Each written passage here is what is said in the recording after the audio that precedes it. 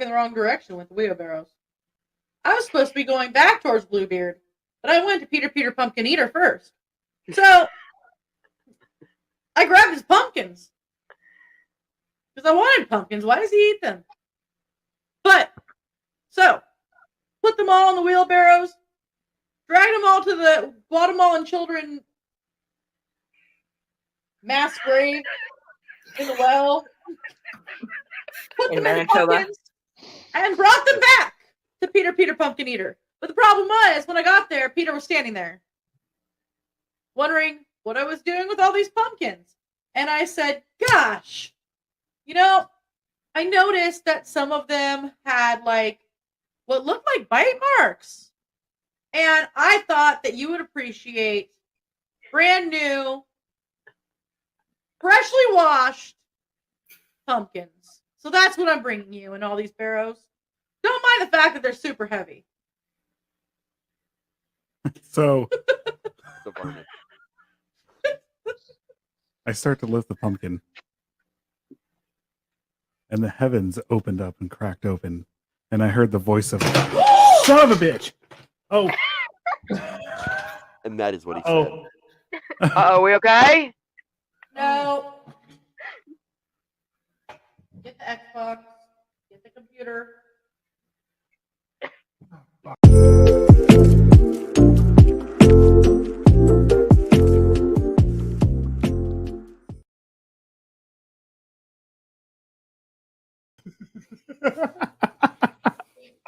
All right. Welcome, everybody, to our third annual 2023. Yes. And tonight we are going to read for you submitted stories as well as some of our own personal stories. Hey, John L. Hey. Guys, please share out, like, share, follow, smash that bell, all that stuff. We are on Facebook. I forgot to go to Instagram. uh-oh. It's okay. We fudged up. We are on Twitch, we are on YouTube, and we will be on Instagram at some point. So while we are reading, I will set that up. Huh. Who wants to go first? Oh, John L said I forgot to send you all my stories, slacking. It's okay. It's okay. We know you're busy, hon. We've been seeing you post. So we can. So which one do we want to get started with? I don't know. Which one do we want to get started with? I don't have them up on my screen. I have a couple on my phone. So I thought we had them up already. I do have them Do we up. want we could have the youngest one start. Yes. Yes.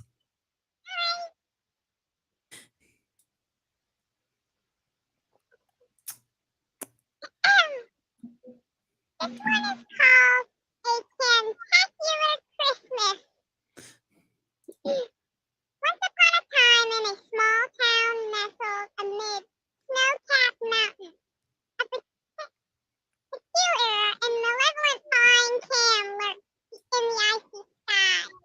The nefarious can, known as Crakey the Can, had an insidious ability to shoot laser beams from its metallic body. With its red glowing eyes and menacing oar, Cranky the Clan was a force to be reckoned with. As festive seasons approached, the townspeople prepared for a joyous Christmas celebration. However, Cranky the Can had other plans. Under the cover of night, he swooped down from the starry skies, shooting laser beams that illuminated the town in an eerie red glow. Townspeople were terrified as Cranky the Clan unleashed chaos, stealing Christmas decorations, presents, and even the town's Christmas tree. The townspeople, undeterred by the malevolent can's actions, refused to let Cranky ruin their Christmas spirit. They devised a daring plan to reclaim what was rightfully theirs and restore joy to the town. Led by a fearless young inventor named Lily, the townspeople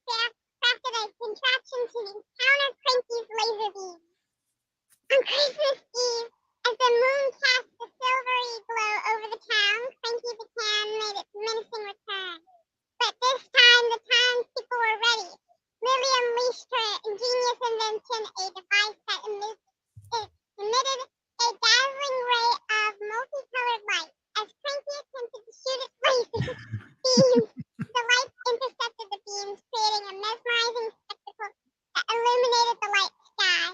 Caught off guard by unexpected display of light, Cranky began falling. The townspeople seized the opportunity with unwavering determination, managed to retrieve their stolen treasures as Cranky retreated into the darkness. Townspeople rejoiced, celebrating their victory over the evil flying hand. From the days forward, the townspeople's Christmas celebrations shone even brighter, illuminated by the memory of their triumph over Cranky the Can. As the years passed, the legend of their courageous stand against the malevolent hand became a cherished part of the town's holiday tradition, inspiring generations to embrace the spirit of resilient community. And so, amid the snow-capped mountains, the town's Christmas joy remained unyielding, a testament to the indomitable spirit of those who refuse to let evil flying hands steal their festive cheer. Yay! Yay! I love Damn, Cranky the Can. Like Cranky the Can. Hi, David. That was great. All I got Also, is the wassle's devil not voice. that great today. That's why I was all. I added some stuff. I'm usually not very good at reading stories out loud. You did great. Yeah, this was not towards you. That was towards the wassle I took a drink of. I think I let it go too long. I don't mind it. It has a bready taste to it. Oh, that's what I like. Ooh, a yeasty. It's yeasty. Yeah, it's a little yeasty. What's up, Karan? Hey, Karan. Hey. Hey, Raven. Okay, I'll let you guys decide. Lovecraftian?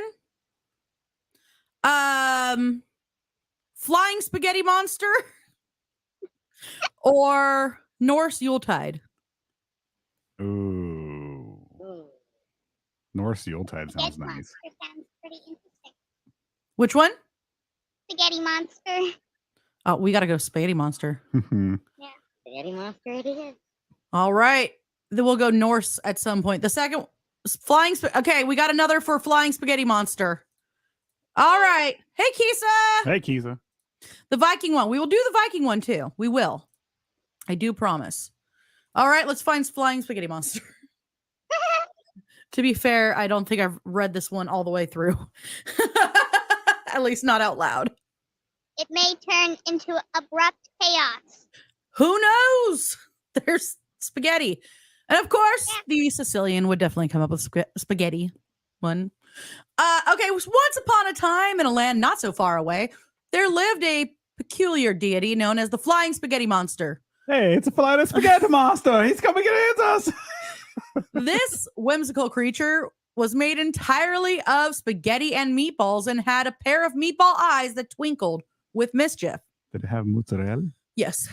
No, I had Parmesan. Parmesan. And a little bit of, Parmesan. yeah. No. A little The- Parmesan. The Flying Spaghetti Monster was known for its love of spreading joy and pasta sauce.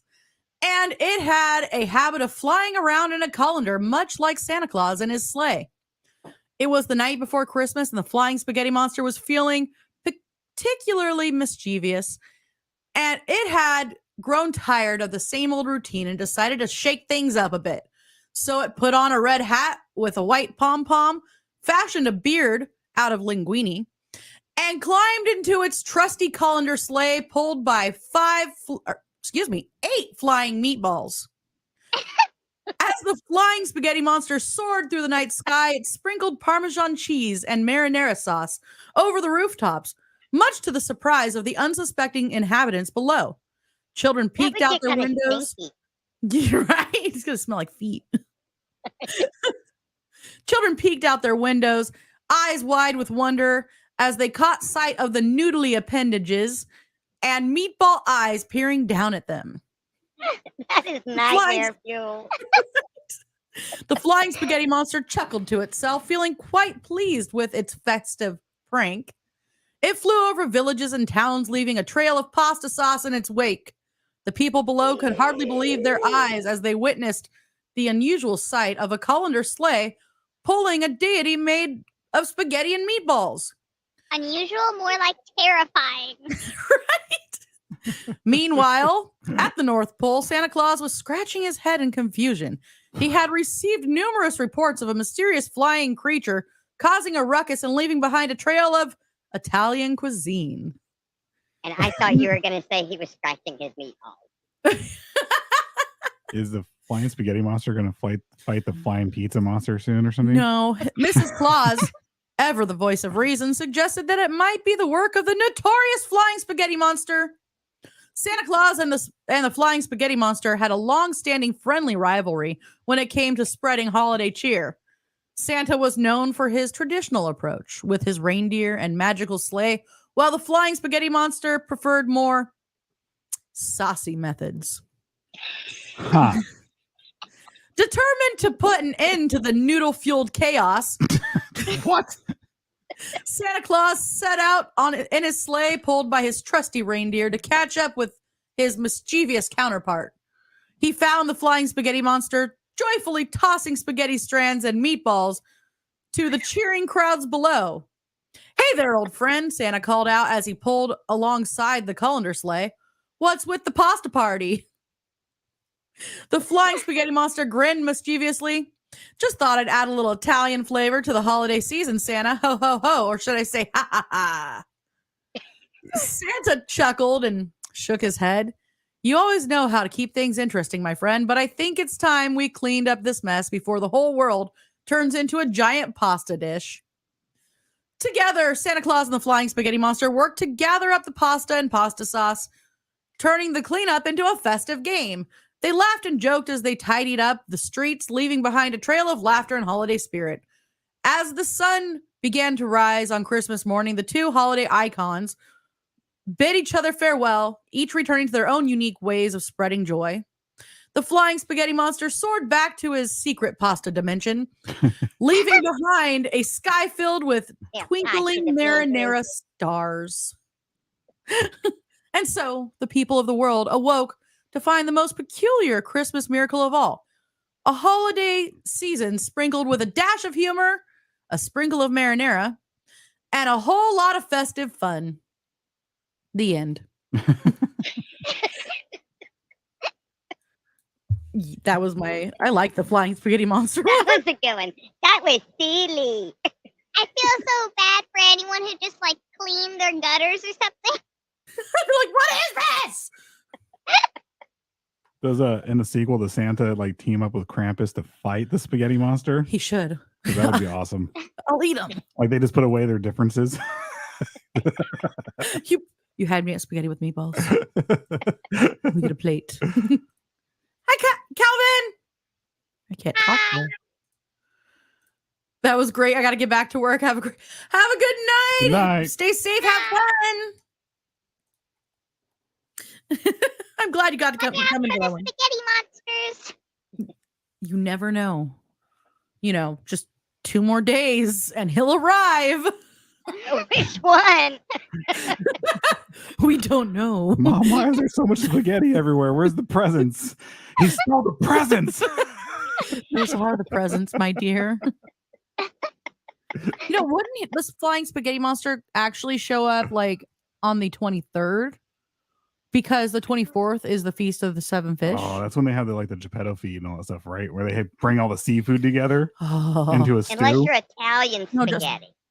It's not just stew. It's pasta and scallops and whitefish and just the Feast of the Seven Fishes is my favorite thing. I'm all. I have so many. You guys jokes did that last year. Huh? Didn't you do some of that last year? You tried to do some of the Feast of Seven. I did my own. Okay, I thought you did. I did a little bit of my own. It's so you get angel hair pasta, you get it just right, and you have to boil garlic in olive oil for a while. And then you dump all of that over the pasta and you take 3 little anchovies and break them apart, mix it all together. It doesn't taste fishy. It's just a little bit of salt. And you put a little bit of Parmesan on top. See, that sounds good. As long as I don't get like this overwhelming smell of fish. It's not. I'm usually good. You know, we can substitute to help that out, to take the fish out, because if it's supposed to be salt, we can just use salt. It's not the same. I know. It's just not the same. I know. I have an addiction to Now, anchovies has a certain taste. Anchovies have that nice salt, like. Yeah. Then again, I eat anchovies on pizza, so. I don't think I've ever ate anchovies. Well, if you've had green goddess dressing, it's got anchovy taste. And so does Caesar. Yeah. Caesar does too. That's the nice salty component. See? Caesar is really good on portobello mushroom sandwiches, on onion bun. You know, Caesar's good with like creating an empire. He did a good job creating an empire. I'm not gonna lie. Wasn't in power too long, but Itu brote. Itu brote. I do that. I happened to be walking a dog named Brutus on the Ides of March. And I just kept sending videos of me going "Itu brute" to the owner, And the dog like the dog would look at me.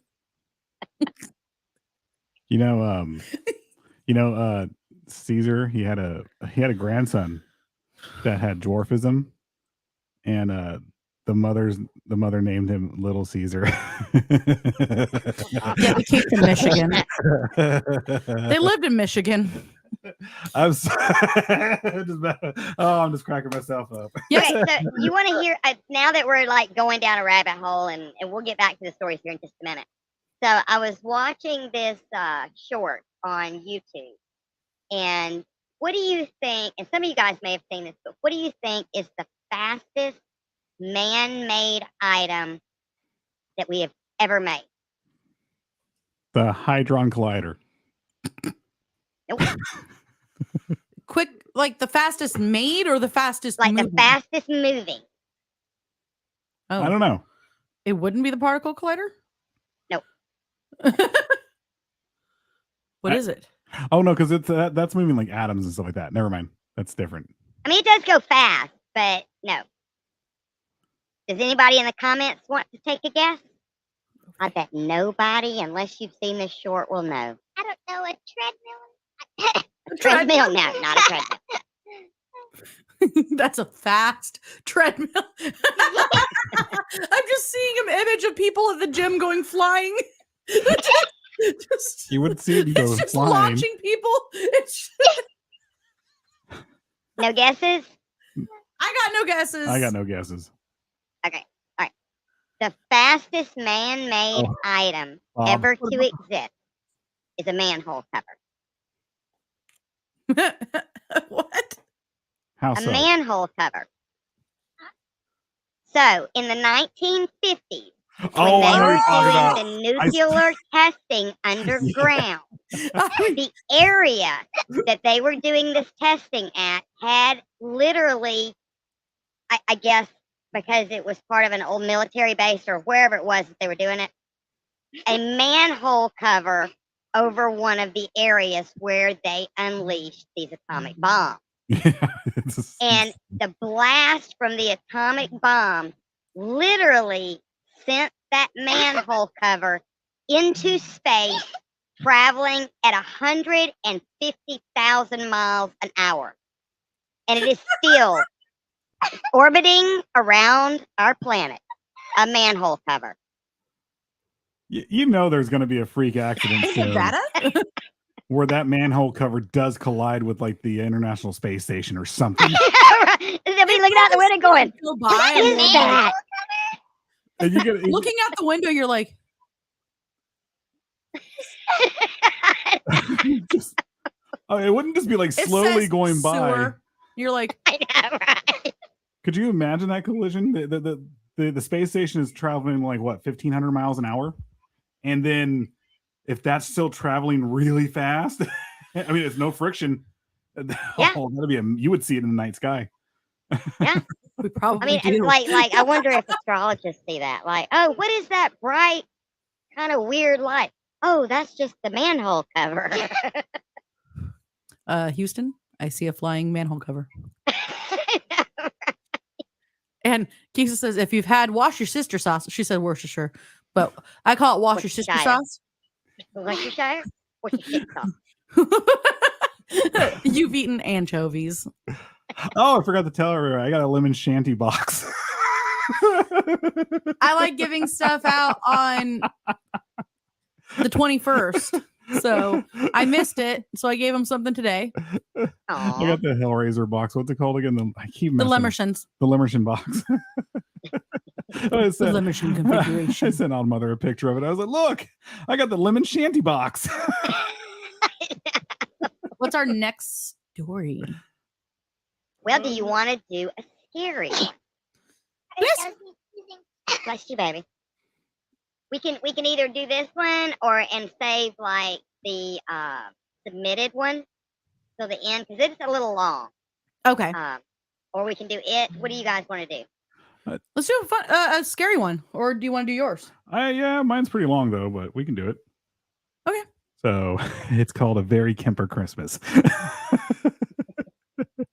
So as the holiday season I messed up. As the holiday season descended upon the quaint town of Northfield, which is located south of Pickwick, a sense of unease settled over its residents.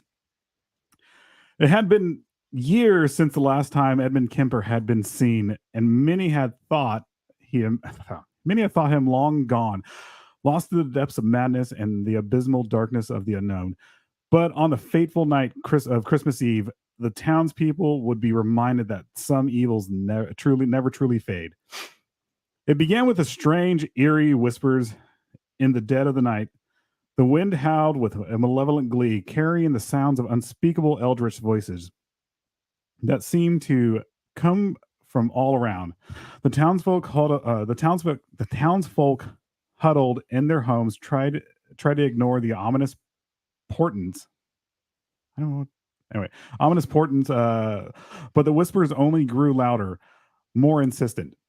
And then, on Christmas morning, the townsfolk awoke to find their beloved holiday decorations twisted and corrupted, as if some dark, ancient force had touched them.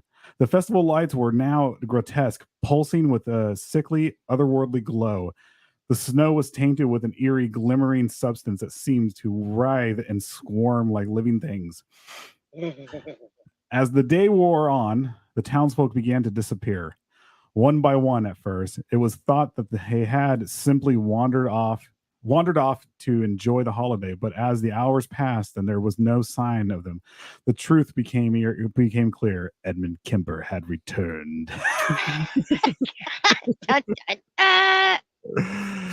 And he was claiming the town as his own twisted Lovecraftian playground. The remaining townsfolk banded together, desperate to find a way to stop Kemper and his eldritch powers. But as they searched, they found this is going to get good. I feel like I can't read my other story now. We can go as long as we need to.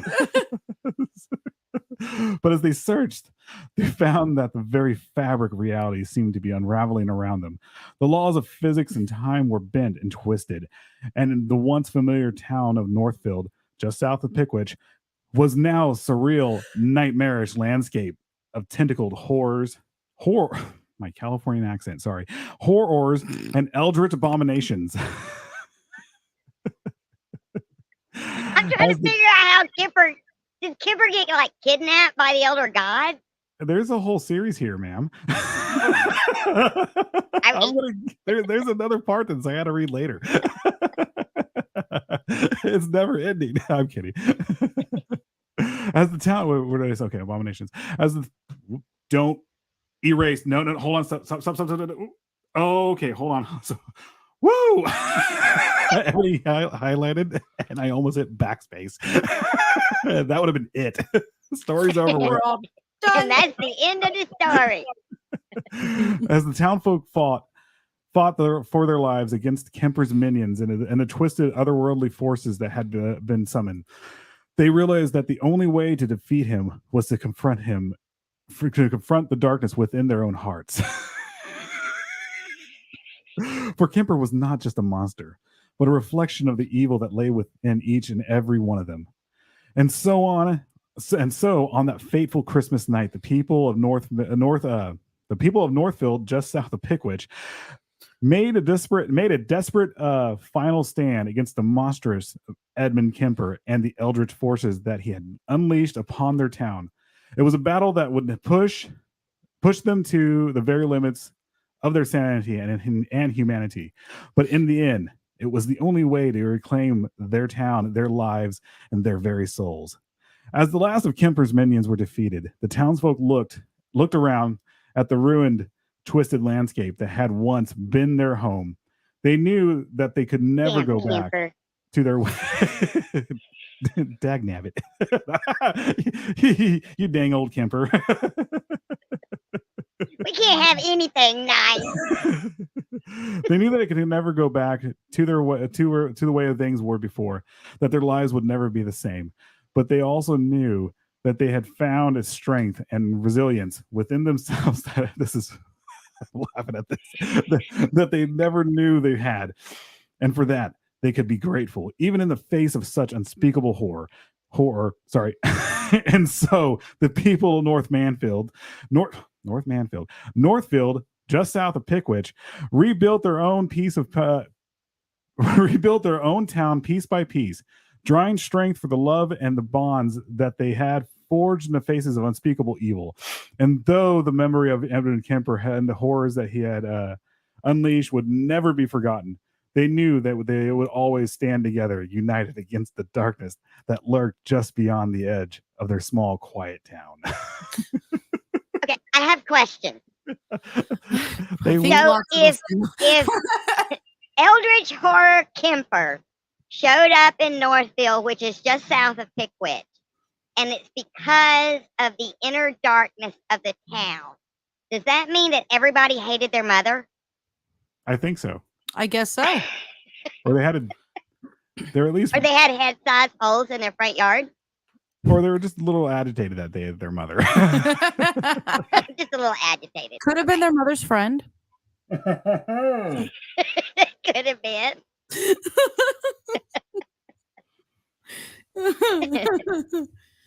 Haha. Kisa said, That was a good reminds one. me of Upside Down, of the Upside Down. Right? Yes. And I was just over here, since I didn't want to interrupt you, I was like, was it the thing that should not be? Do. When you have your sanity. I basically think what should Kemper's not going to be. have to make an appearance in Pickwick. I think so. Hey.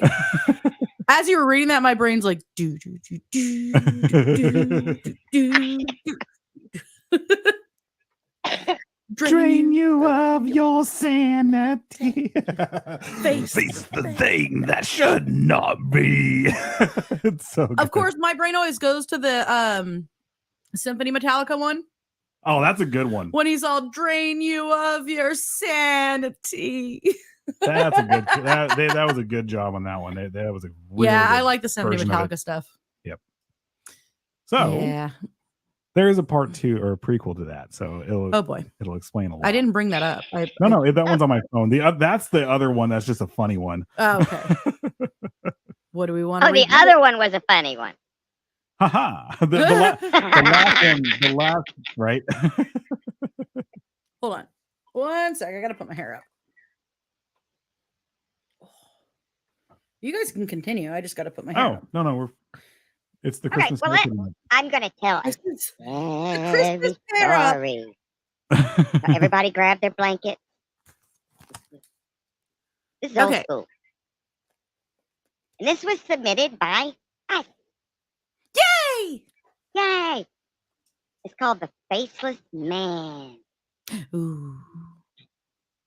As I sit here alone in the dimly lit library, I can't help but feel a sense of dread.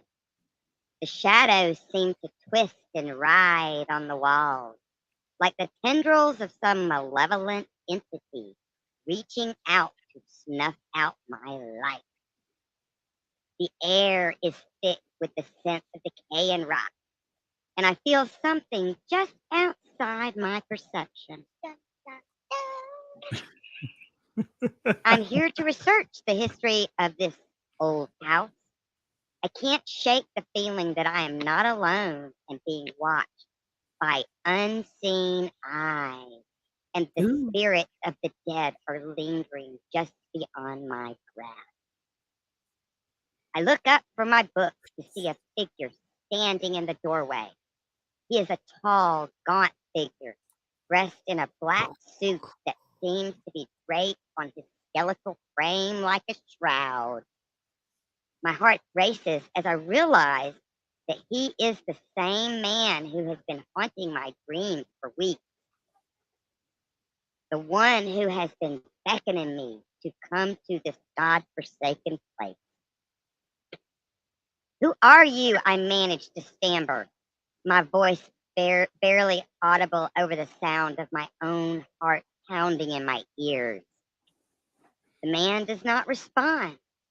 Instead, he glides silently across the room, his unseen eyes fixed on me with an unnerving intensity. I can feel his presence, heavy and oppressive, like a physical weight bearing down on me. My breath catches in my throat as I realize that he is not just a ghost, but a malevolent spirit consumed by a dark and malignant energy. Suddenly he speaks, his voice low and gravelly like the rumble of thunder on a stormy night. Hold on. I have waited so long. He says, his words sending shivers down my spine. I am frozen with fear, but I try to keep myself steady as I ask, what do you want? The man seems to bore into my soul. You must find what I have lost, he whispers. His voice like the rustling of dry leaves. It was taken from me Long ago, and I must have it back. I am confused, and the man's intensity is unsettling. I follow him, driven by a force that is not my own. As he leads me through the dark and winding halls of the house, we pass by ancient artifacts and dusty tomes, and I can feel the weight of the home's history bearing down on me, as if I can hear the faint whispers of the dead echoing through the walls. Bad things have happened here. As we walk deeper into the forbidden bowels of the home, the man's presence seems to grow stronger. He finally comes to a door that is hidden behind a tapestry.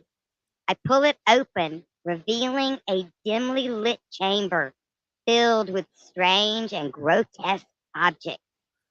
In the center of the room, I see a dark, misshapen form huddled in a chair, its face obscured by shadows. The man leads me to him, and I can feel the power of this being emanating from what seemed to once resemble something almost human. Oh God, what happened to him? I say aloud to myself. His face is gone.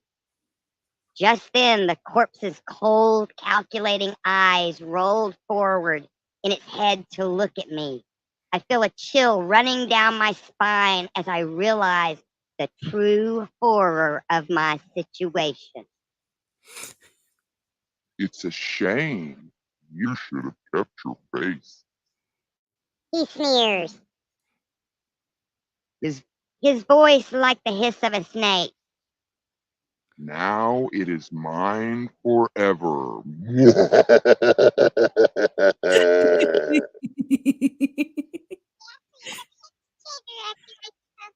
Scary when you laugh.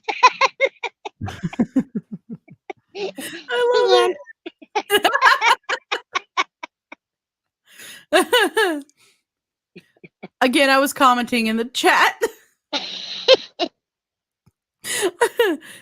The way you started it, my brain's all, here I sit, brokenhearted, tried to... Never mind. That was cool, though. It was a dark and stormy night, and they all sat round the campfire. And the captain said, John. Tell us a story. So he began. It was a dark and stormy night. That's awesome.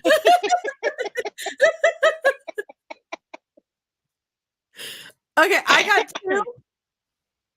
Okay. We have the Cosmic Carols, or kind of an Asgardian version of a Christmas story. Cool. It's a Viking story. So I don't know which one y'all want. Hi, Rob.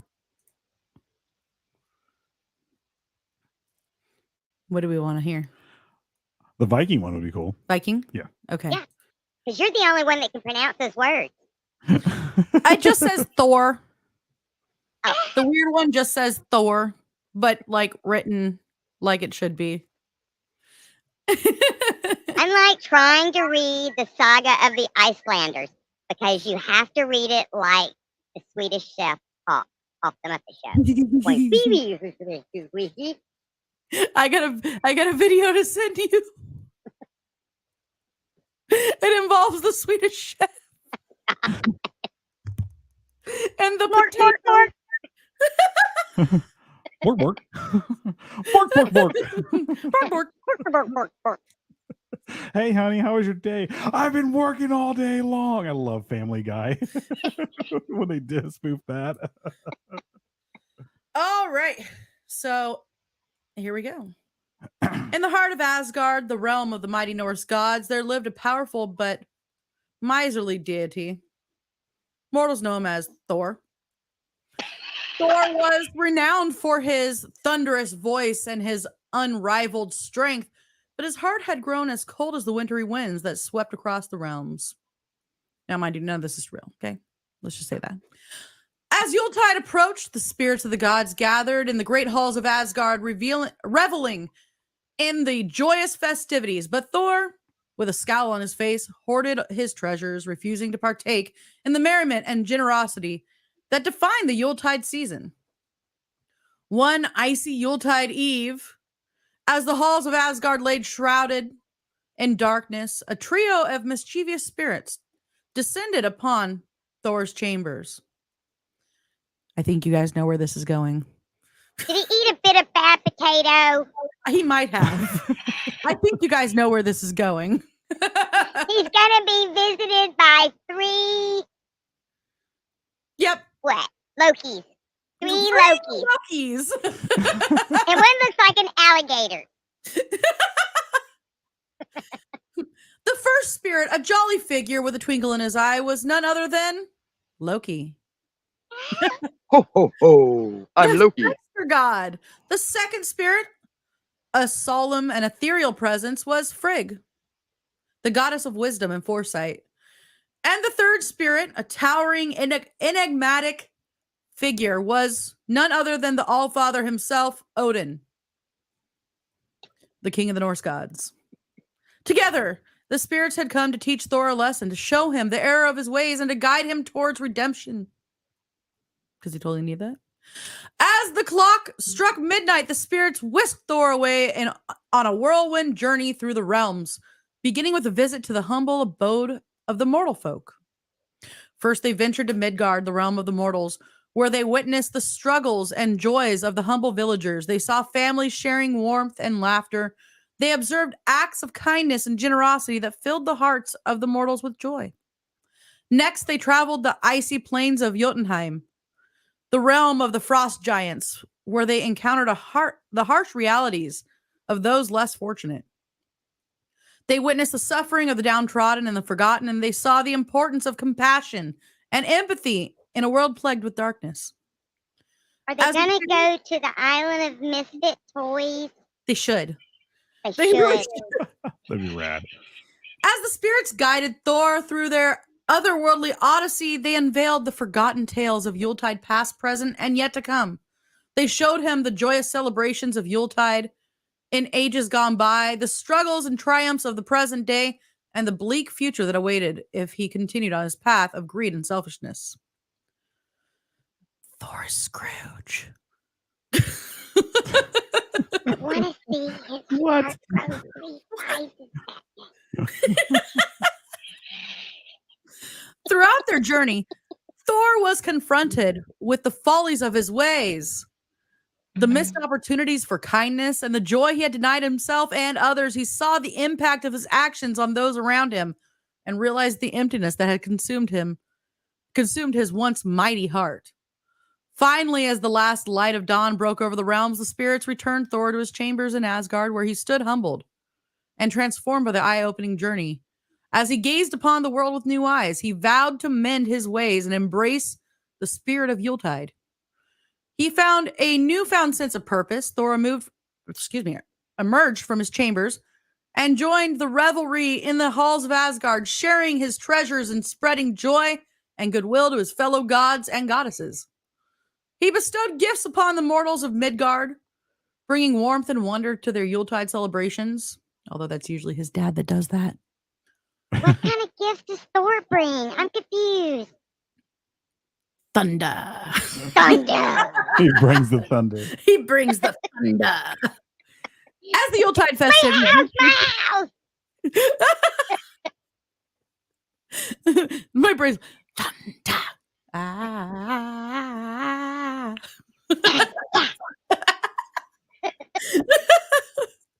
As the Yuletide festivities reached their peak, Thor raised his voice in a thunderous cheer, filling the halls of Asgard with laughter and merriment. The spirits were pleased with his transformation, vanished into the wintry night, leaving Thor with the timeless wisdom of their teachings. And so, as the Yuletide celebration continued, the gods and mortals alike rejoiced in the spirit of the season, embracing the joy of generosity and the warmth of camaraderie. For they knew that Thor's Yuletide redemption had brought them not only merriment and goodwill, but also a renewed sense of hope and compassion that would linger in their hearts until the next Yuletide. So it doesn't stay with him very long. Right? The moral of the story is that no matter how cold one's heart may become, the spirit of Yuletide has the power to thaw even the most formidable of souls, bringing forth joy, Temporary time. generosity, and renewed sense of purpose for a year. No. For 1 year and a day. Then you're screwed. Okay. So that was like changing A Christmas Carol into just, Norse gods. That was awesome.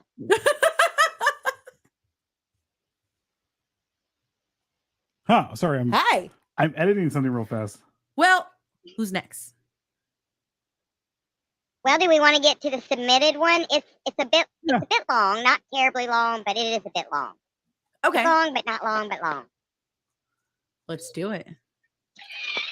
Okay, let me put my eyeballs on. I gotta bring it in closer. Hold on. Screaming goats. Yes. That would be great. But to be fair, Odin is Santa. I hate to break it to you guys. He's the Sandy Claus. He is the Sandy Claus. He is the Sandy Claus. So you can't kidnap that Sandy Claus because he'll kick your booty. Also, if you guys have not With seen one Violent eye Night, behind his back. if you guys haven't seen Violent Night yet, go watch it. It also gives you dirty thoughts about Santa. Well, not me. Oh, Lord. Okay. I was good. All right, so this one was submitted by Constance Goodrich. And the name of the story is called Santa's Little Helper. And it's kind of told in a second person type, sort of. As children, we were told the one important rule during the season, that Santa is always watching. Being good was drummed into our heads. But the worst of it was the elf on the shelf. This gave parents a real reason to make any child be good. Creepy little thing. and all created for the purpose to scare kids into being good. Of course, living in a small town, we had our own version. Santa's Little Helper's truly a knockoff of the original. Jolly and Holly, a little bigger than the normal size, almost matching that of a baby doll. Their painted faces held an even more uncomfortable grin. Dressed in elf costumes donned in pink or red, depending on who you choose. These Santa's Little Helpers only appeared in shops once every year. Of course, for the same purpose. Although the year these two had come to me and me and my sister's lives was a downright horror show. In fact, I just don't know where to begin or even how to explain why you shouldn't let them near your children. Todd places his pen down, rubbing his eyes. The clock seemed to make him uncomfortable as it ticked slowly, the sound echoing around the room. The click of the door made him turn, almost jumping out of his seat. Damn it, Liz. Please not next time. The dark-haired beauty looked almost puzzled before laughing, but stopped, noticing Todd's expression. I'm sorry, I didn't mean to scare you. Todd only smiles as Liz sits in a nearby chair, her eyes looking on as he couldn't help but laugh. It's okay, what's up? She stopped, almost thinking about what to say. She knew her brother had never liked upsetting news. Finally, pulling a letter out from her pocket, she looked on with a fearful expression. Todd was confused, but took the folded piece of paper, and it read, Dear Liz and Todd, first off, I'm writing to you simply to tell you happy holidays. Your stepfather and I hope you are doing fine. With the holiday coming around again, we have made the decision to come to visit you guys during the season if you would have us. I know we haven't always been the same since that Christmas so long ago, but this year we only want an old-fashioned family Christmas. We should arrive in 2 weeks. Again, maybe a new start is what we need. Oh yeah, all I ask that you guys give Charles a chance. I know he isn't your father, but I figure after 2 years of being married, you two would have given him a chance. We love you too and can't wait to see my babies again. Signed, your mother, Ann. Todd only moaned, hating the thought of them being in the same house again. Liz seemed to stay quiet as he laid back against his chair. Liz let him be as she sat down. The rage in his face was more than she could bear. I know how you feel.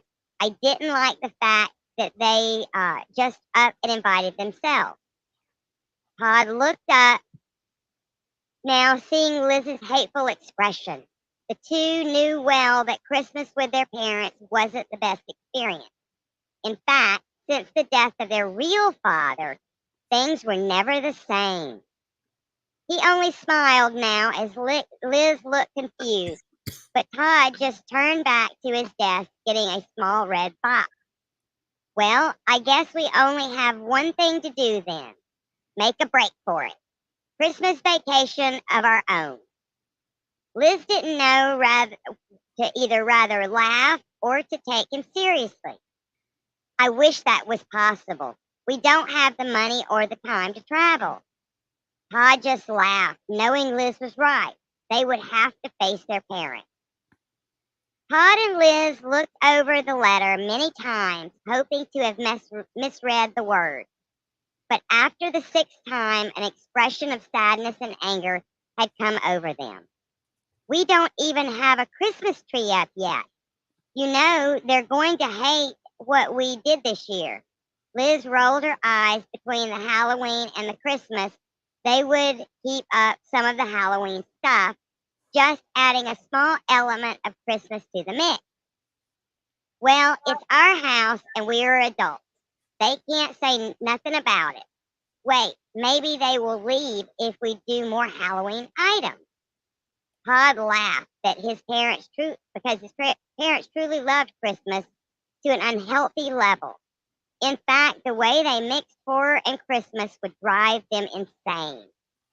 Liz, leaving Todd to his writing, turned back to his desk. The images of two creepy faces of Holly and Jolly, excuse me, looking on with twisted smiles. The night seemed to bring nothing but restlessness and nightmares, as Liz lay awake thinking of the visit, while Todd could only dream about Santa's little helpers. Todd, wake up! Guess who is only an hour away? He looked shocked, almost enraged. Sitting up, he looked at the clock, giving a hateful expression. They're a little early. Damn, it's the letter was sent 2 weeks ago. Liz only shared his feelings as she didn't want to admit there was something wrong. A strange fear that was filling her head. Much of the morning was spent preparing the house. As Todd and Liz put more of the Halloween/Christmas themed decorations, almost proud of what they had done so far. By mid-afternoon, the two watched as the station wagon pulled into the drive. They never understood why their mother kept that old car, but knew better than to question her judgment on anything she did. In the passage seat, a tall, heavy-set man looked almost bored. Charles never talked too much. Even after his first meeting with them at the wedding, he seemed a bit self-centered, only caring for himself. Liz only rolled her eyes as their mother stepped out, waving with a cheerful expression. Her Christmas sweater and large earrings making Todd uneasy. My babies, she screamed, rushing up the door and pulling them both of them into a tight hug. Charles only taking his time as he walked up, looking around. Hey, Charles. Todd tried to be friendly, but finally gave up. He didn't even look up. Liz invited them in, only shooting Todd a warning look, knowing how Todd could be. The evening was filled with family talk and memories. Oh, before I forget, I brought you guys something from home. I really wanted to give you something from your childhood. Todd watched her get up and disappear out of the living room. Within a few minutes, she returned holding a small box, almost unsure of truly putting it down before them. Finally, she placed it between them, sitting back down. Todd slowly placed the box into his lap as Liz looked on fearfully.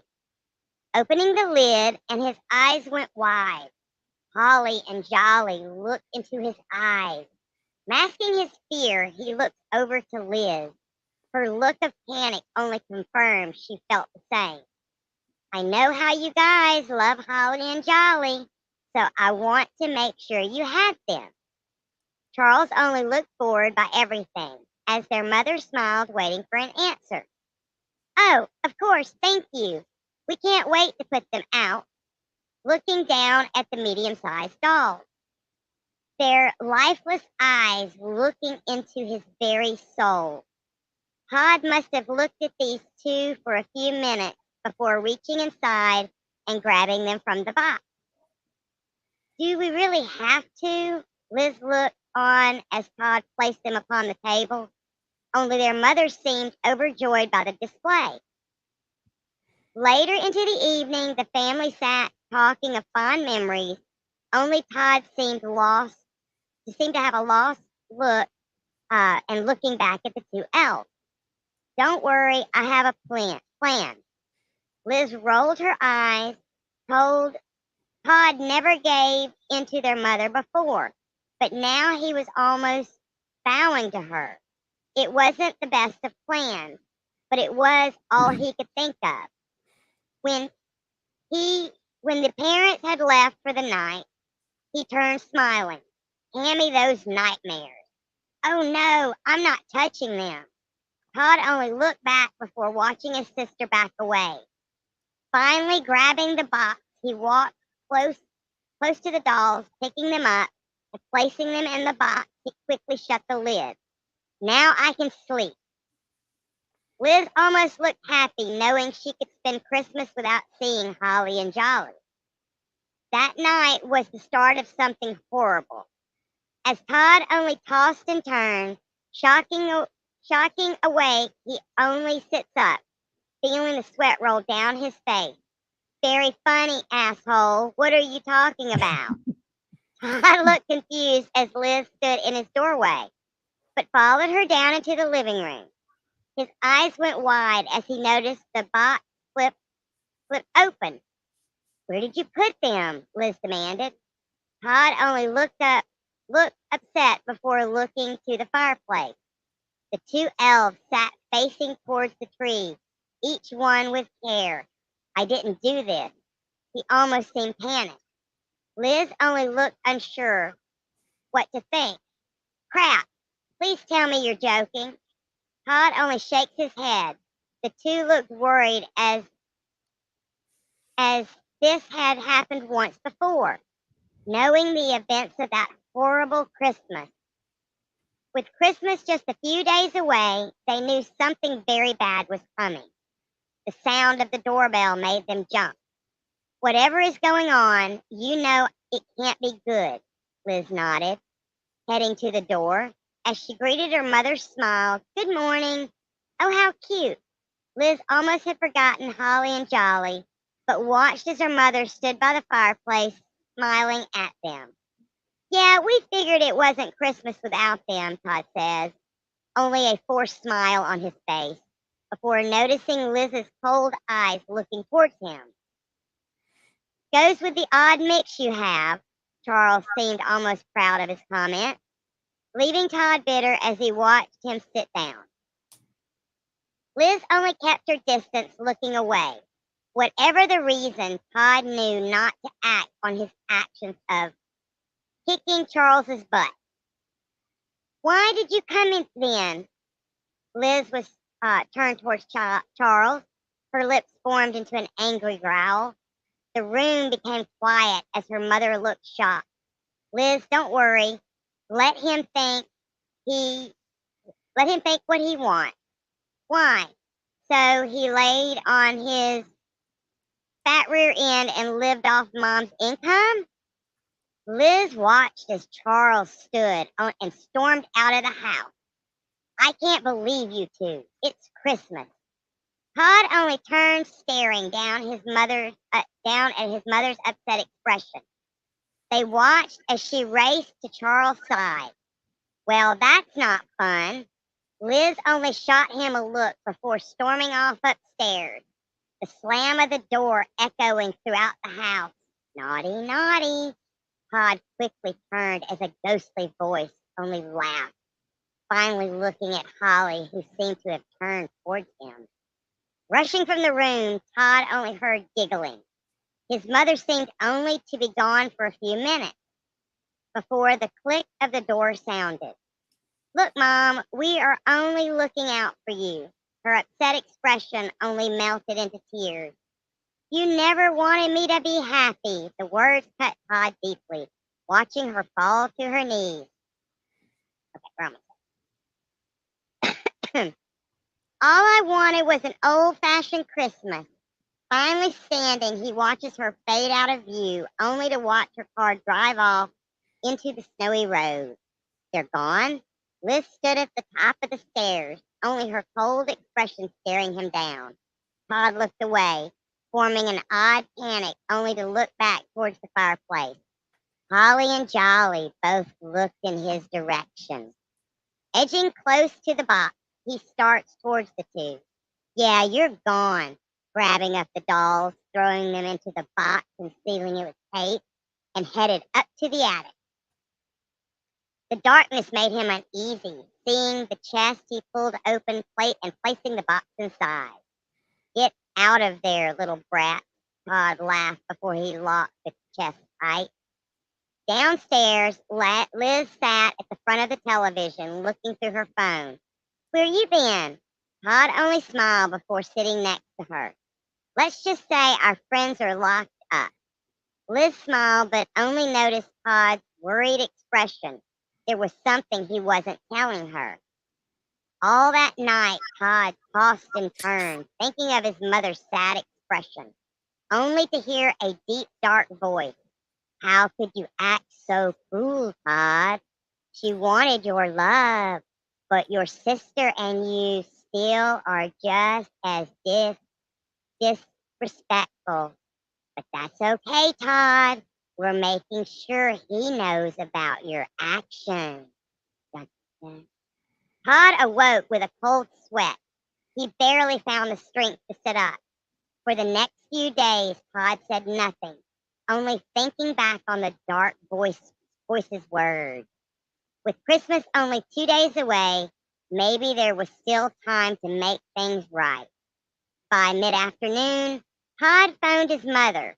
She seemed unsure but agreed to join them that night for dinner.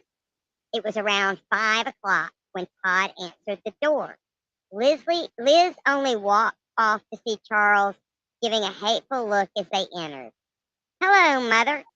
Todd looked a bit distressed, only giving a look of shock as she pulled him in for a hug.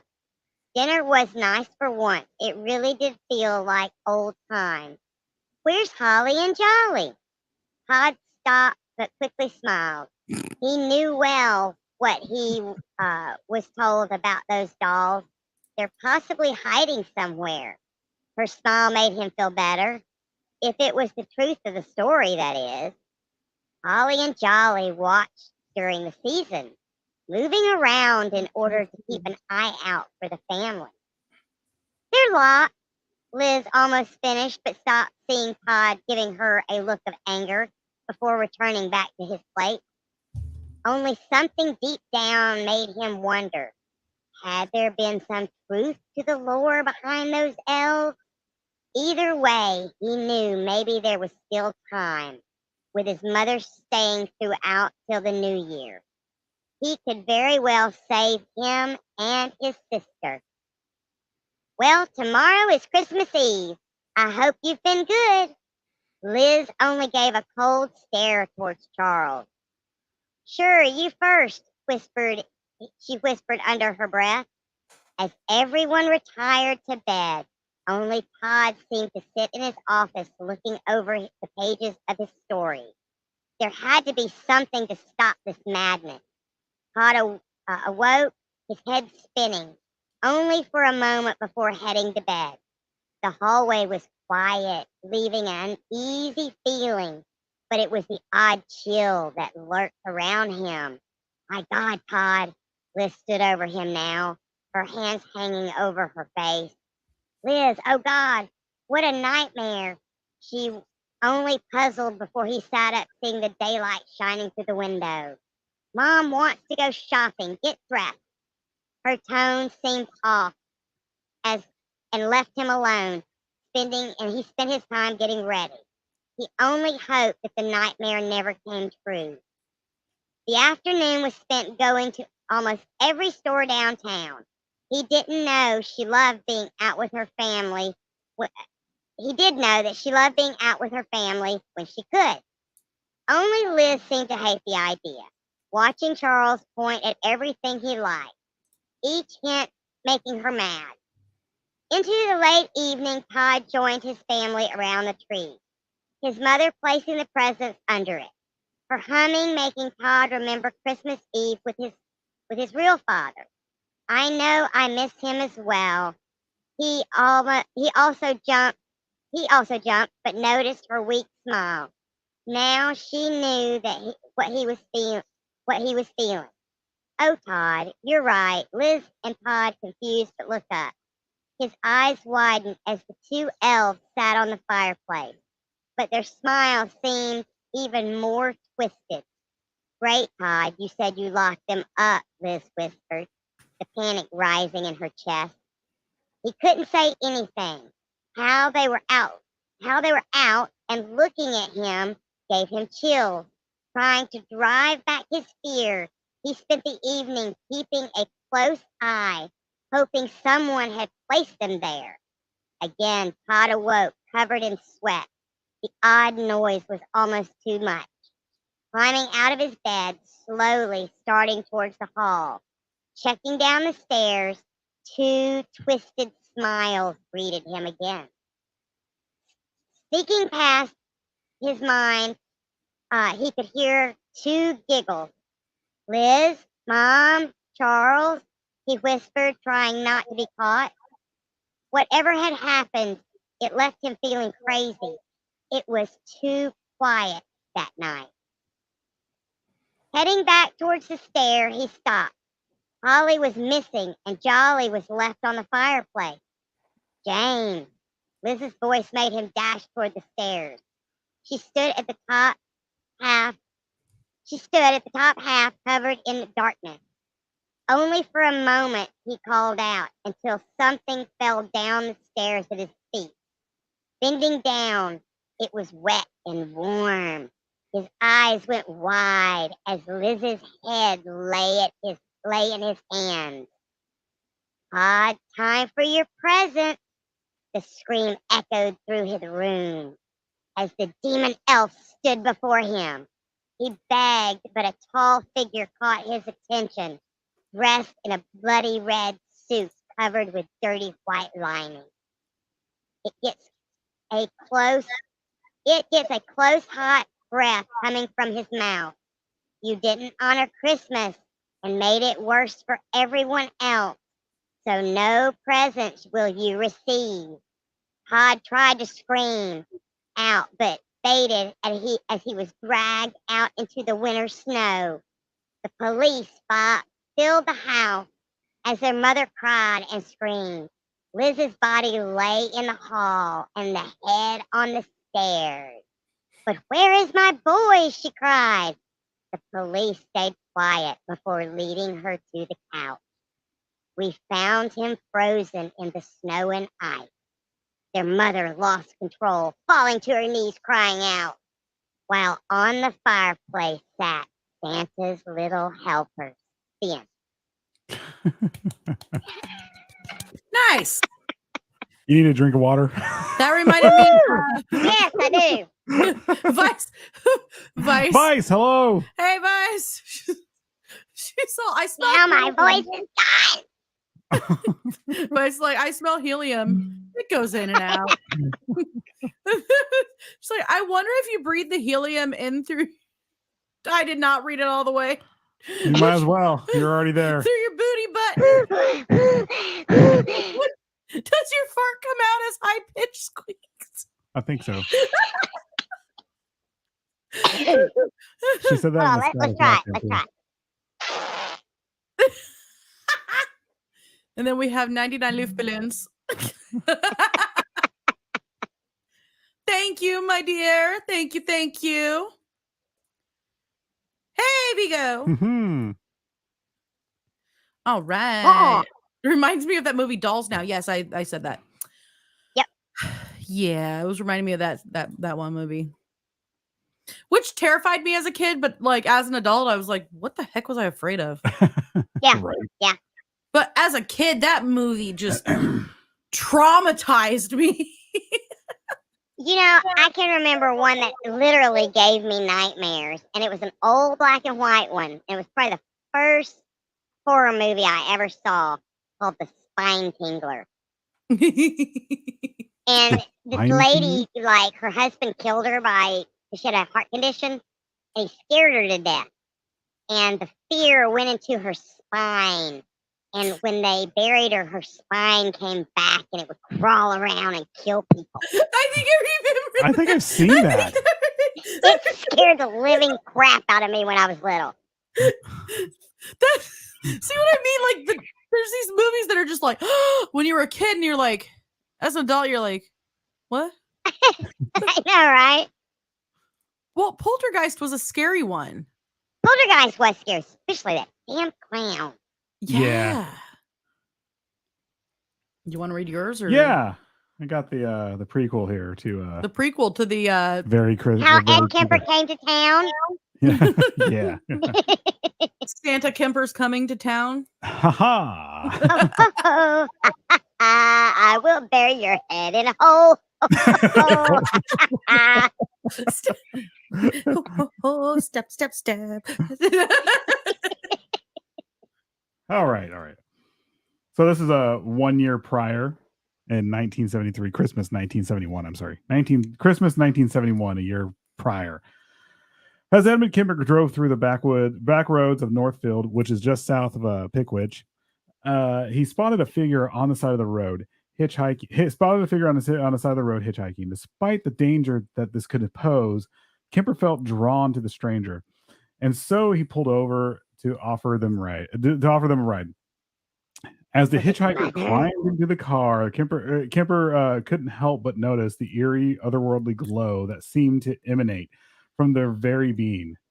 But as he said nothing, merely pressing his foot down on the gas and driving deeper into the heart of Northfield.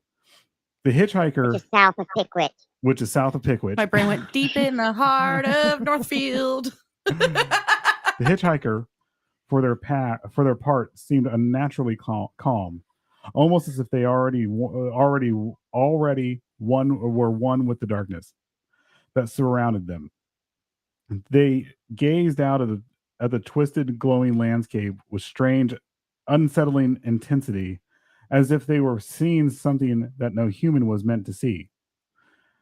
As the night wore on, Kemper found himself becoming more and more drawn to the hitchhiker. Despite the danger that they posed, he couldn't explain why, but there was something about them that seemed to speak to the darkness within his own heart. Finally, after what felt like hours of driving through the urban streets of Northfield, which is south of Pickwich, Kemper pulled over to a small, decrepit shack that seemed to be the only sign of human. That seemed to be the only sign of human life for miles around. He turned to the hitchhiker, his heart pounding with anticipation. "This is my Christmas date," he said, his voice barely above a whisper. "I've been waiting for this moment for so long. I hope you're ready for a night you'll never forget." The hitchhiker smiled, their eyes glinting with an otherworldly light. "I've been waiting for this moment for longer than you could possibly imagine," they replied, their voice low and husky. "I'm ready for whatever you have in store for me."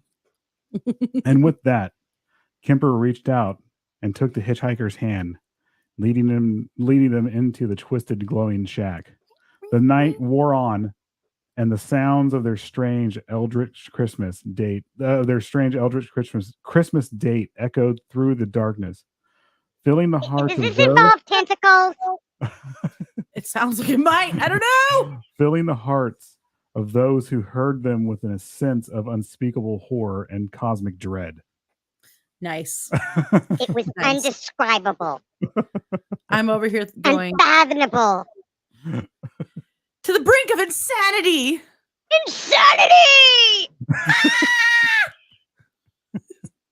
Pretty much. Was there glitter on the mattress? Mm-hmm. Possibly glitter on the highway? Haha. Glitter on the front porch? I'm not following you. Love Shack. Oh. Glitter on the highway.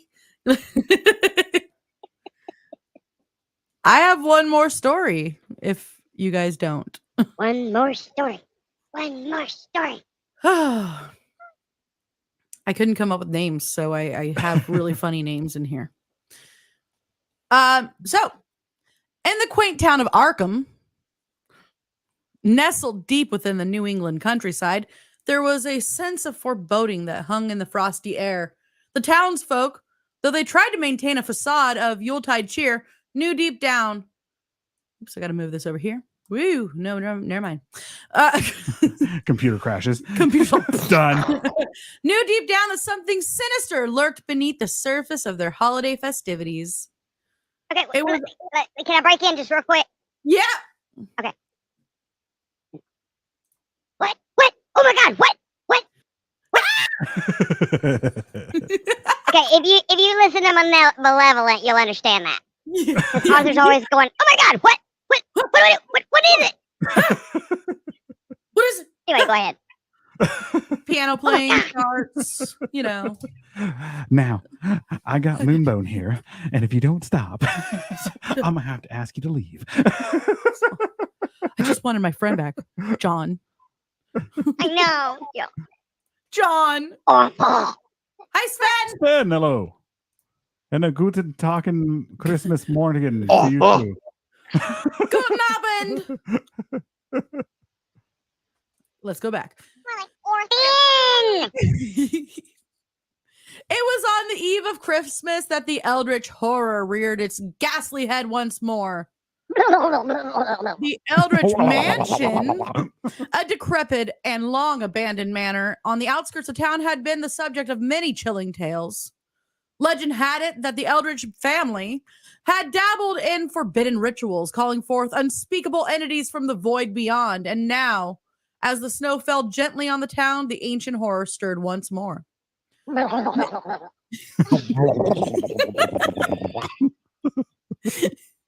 Mr. Barnabas Watley. What? What? That is the most Lovecraftian name of all time. I'm sorry, it is. It really is. Barnabas what? Watley. Watley. Yes, I am Barnabas Watley. I am here to inspect the tentacles. A mild-mannered librarian from the with a penchant with a penchant for the occult found himself drawn to the Eldritch Mansion on that fateful night. His curiosity, as well as his insatiable thirst for forbidden knowledge, led him to the very heart of the town's darkest secret. As he approached the mansion, he noticed a peculiar sight.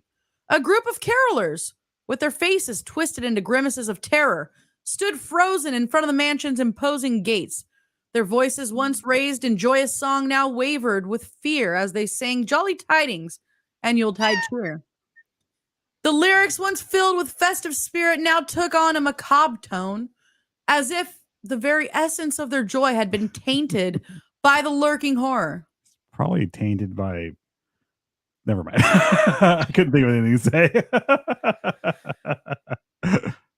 I will be checking that, Sven.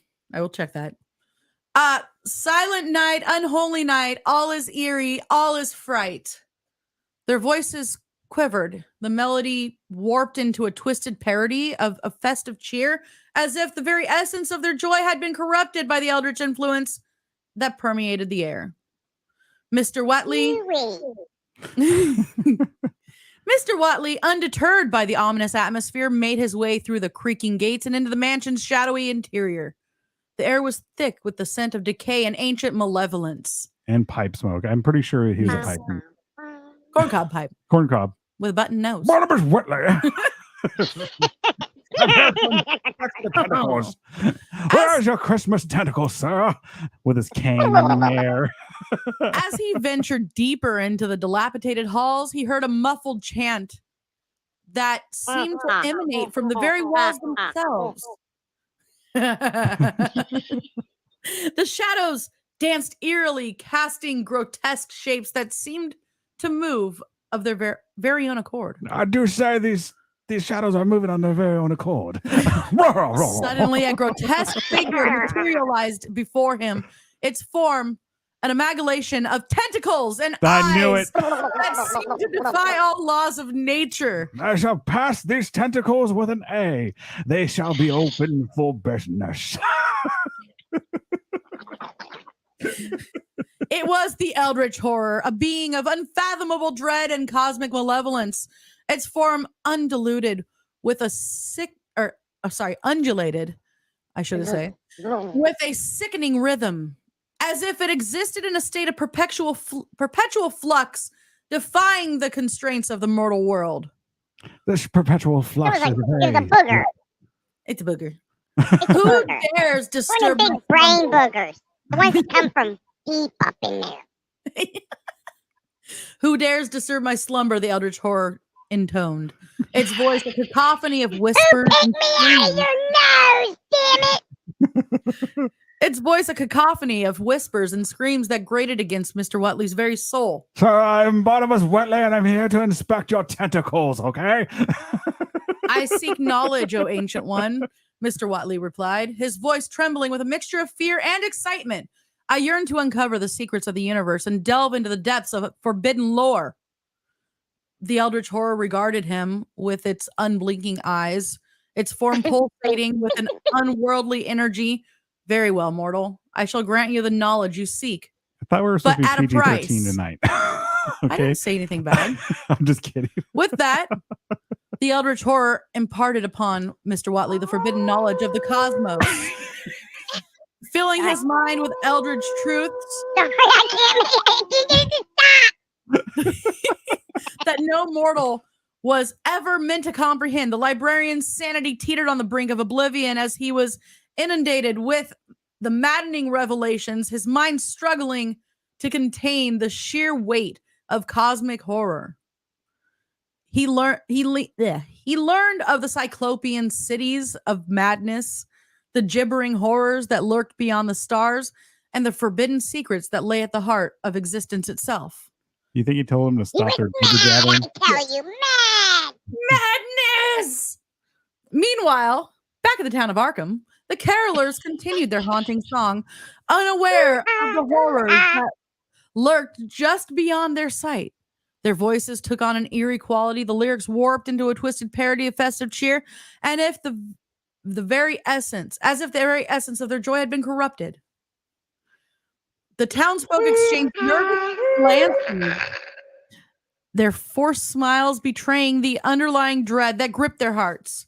And as the Christmas bells tolled in the distance, a sense of unease settled over the town, for they knew that the eldritch horror would always linger just beyond the veil of reality, waiting to ensnare the wary in its sinister embrace.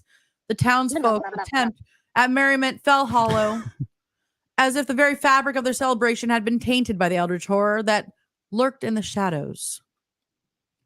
So, as you gather around the hearth this holiday season, remember to tread carefully, for you never know which horrors may lurk. Uh, I don't know who Adam Price is. Haha! Embrace the madness. Wait. Oh, it's on the other account. Oh, okay. Go check it. What? Sven sent you a story. Oh, okay. Oh, cool. I thought. Can we do sound effects? Is it We about should. cheese? Okay, look, if it's in German, I can't do this. Yes, you can. We have faith in you. But you can read all those hard words. I don't see it. There it is. You got it. Oh, here it is. Oh, it's a reel. Okay. Okay, we'll have to look Yeah. at it later. We can't play it live. Legend of Frau Perchta. Yeah. Oh, I bet you I can find it. Then. Ooh, that's the old lady that eats children, isn't it? I'm gonna go get a glass of water real fast. I do I'm believe it looking is. Perchta. It's scary. Let's see. I bet you I can find. I'm gonna look. I'm gonna look. I believe she is. I think she's the old hag that eats children. Get into my belly. Goddess or belly slitter. Oh, yeah, the stones. I cannot find it. She will fill your belly with stones. I wish I could find it to read it. We could post it. Yeah, we Because will. we're going to put all these stories up on our blog so people can go back and read them if they want to. Unfortunately, we can't play videos because we'll get in trouble for it. Yeah. It's the copyright thing. Yes, she does. She cuts kids open and fills them with trash. Now they should do adults if you don't have your socks or your yarn darned before the new year, something like that, because you're being lazy. If you're lazy, you should put stones in your butt. Well, I don't have any more stories. I don't either.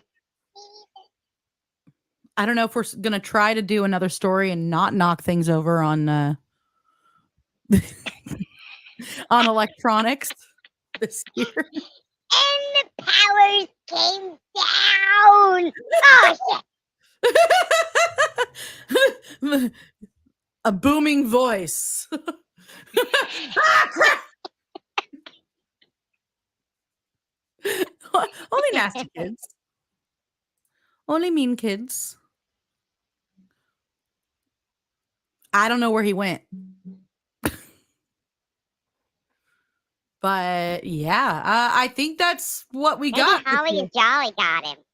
Uh-oh. I don't think I can deal with rolling heads. Maybe Ed Kemper got him.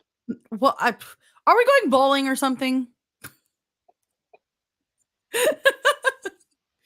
I guess that's it. So yeah. Thank you everybody who submitted stories. A lot of those stories we all wrote. We had fun writing. The fun part about writing the Lovecraftian stuff is that it was left open to add to. Yeah, almost like a Mad Lib type thing. It was Yeah. fun. And so we had a lot of fun adding to some Lovecraftian stories, or at least taking from his stuff. And because he's always one of the fun ones. What happened? We have no more stories and we're ending the show. Oh, That's I was what going to happened. say anything. That's how Lovecraft made everything. He made Oh yeah, it so everyone can add to it. That's the whole point of it. he made it so that we could use his stories and add to it and create more lore. Although I don't think Barnabas Watley is going to be added to the lore, but Barnabas Watley. you never know. Well, I mean, even Lovecraft took from I can't think of the guy who wrote The Yellow it, King? The Yellow King. The Yellow King is Yeah. older than James something. yes. Maybe it was James. James something. I don't remember. But it was a different writer. It is on Audible. I No, found his it. first name was James. I think so. Anyway. Okay. I found it on Audible too. So I'm gonna when I get another credit, I'm gonna read that one. That's gonna be good. And it's the 1899 is when it came out. Robert And I don't W. think it's a horribly long read. No, it's a novella. Yeah. Robert W. Chambers is who wrote the Yellow King, the King in Yellow. The King in Yellow. Yeah, the Yellow King is from True Detective, which is based on the same stuff. Yep. Oh, our kitten. We have a meow meow. Yeah, he wants out of his crate. Have mean- you seen the sign? Which one? The King in Yellow. It's so good. Oh, we got the ad to play too. We do. Yep, as we're leaving. Well, guys, this is the last stream, like, officially, for 2023. Woo! Well, you got one more. Yeah. Yeah. I have a chit chat, but that's it. That's it. Roots We Read. We're all coming back in the first week of February. We have Nether, or actually Nether's human. Yes. You guys have a great Christmas and a Happy New Year. Merry Christmas. We will see you next year, guys. Bye. Top one. Which one? There. Okay. A darkly festive greeting from PBDC Collective Inc.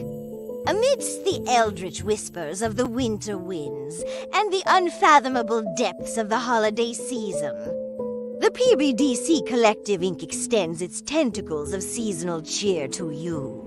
As the Yuletide approaches, we find ourselves embracing the ancient traditions of merriment and cosmic contemplation. In this cyclopean celebration, we wish you and yours a holiday season steeped in enigmatic wonder and a touch of existential dread. Remember that the truest gifts often lie beyond the veil of sanity as we gather round the blasphemous Yule log. Let us revel in the knowledge that the stars are right for a most peculiar holiday season, with a hint of malevolent cheer.